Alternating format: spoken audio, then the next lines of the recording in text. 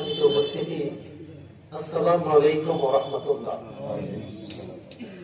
হাজারো আলেমের উস্তাদুল উলামা মরহুম হযরত মাওলানা মোহাম্মদ মুসা মানিকগঞ্জ জেলার একজন উজ্জ্বল নক্ষত্র ছিলেন।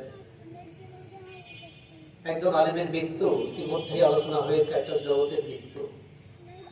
আলহামদুলিল্লাহ, প্রথমে আমি হুজুরের জন্য দোয়া করছি, আল্লাহ রাব্বুল আলামিন ওনার জিন্দেগীর সমস্ত নেক আমল আল্লাহ কবুল করুন, আমিন। জিন্দেগীর সমস্ত গুনাহ খাতা আল্লাহ maaf করে দিন, আমিন। জান্নাতুল ফিরদাউসের সর্বোচ্চ মাকাম দান করুন, আমিন। শোক সন্তপ্ত পরিবার পরিজন এবং শুভাকাঙ্ক্ষী আমরা যারা উপস্থিত হয়েছি, আমাদেরকে আল্লাহ কিয়ামত পর্যন্ত maaf করে দিন, আমিন। সম্মানিত ভাইরা, আল্লাহ রাব্বুল আলামিন কালামে পাকে বলেছেন, কুল মাতাউদ দুনিয়া কলিল ওয়াল আখিরাতু খায়রুল লিমান ইত্তাকা।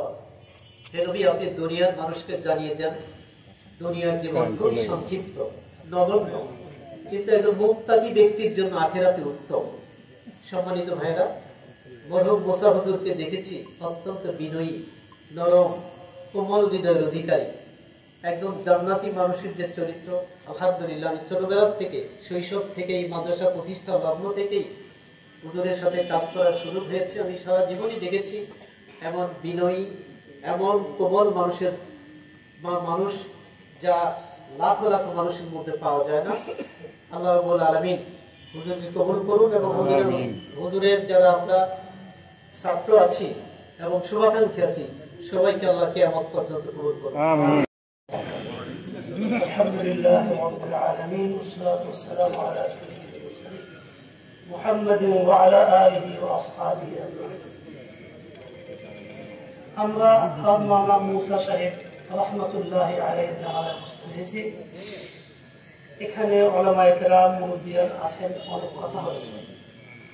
এখন কোন নতুন কথা না, দুই তিনটি কথা সংক্ষিপ্ত আকারে। আর একটি হলো, তিনি দুনিয়া থেকে চলে গেছেন, আমাদেরকে সবক দিয়ে গেছেন যে আপনারাও তৈরি হন, খুব দ্রুতই আপনারা আসবেন, কাজে তৈরি হওয়ার সবক তিনি দিয়ে গেলেন।